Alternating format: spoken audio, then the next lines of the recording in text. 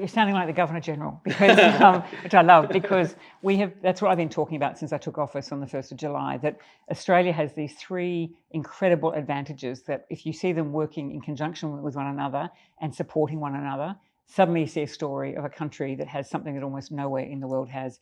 You've talked about 65,000 years of culture and connection to this continent and its languages and its history, offered to us generously by Aboriginal and Torres Strait Islander people for as long as it's been possible. Those British institutions that you described, I would add to things like compulsory voting, an independent electoral commission. Australians, when they cast their vote, can change governments peacefully and successfully. We don't have fights. We don't storm our institutions. We've got a wonderful independent court system, a judicial system, all those things. And then you cap that off with the greatest story of multiculturalism the world has seen, where over the last half century we've seen 7 million migrants become Australian citizens and almost 1 million refugees come to this country to ultimately become citizens.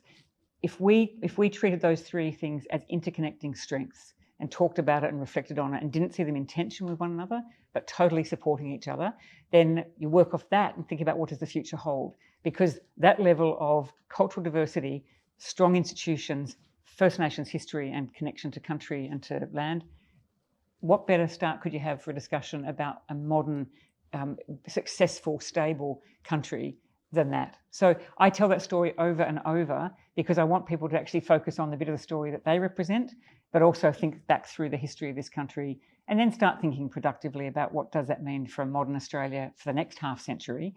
What will it look like? Who are our future leaders going to be?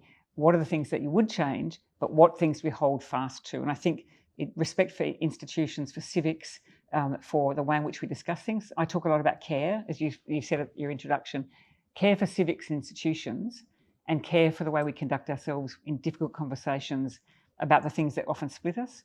Doing that without rancour, without fighting or violence, to me is one of the things we've got to focus on. And I focus on that a lot as the Governor General, because I think Australia did have a natural advantage. I think we used to argue well.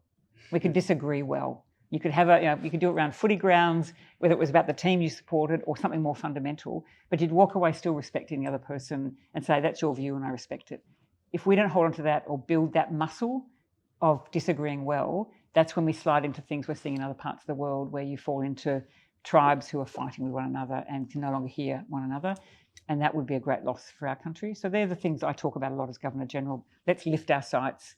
Let's do that work cooperatively. And even when we disagree, do that well and care about the system that we have with all of those advantages. That makes us a truly mighty nation.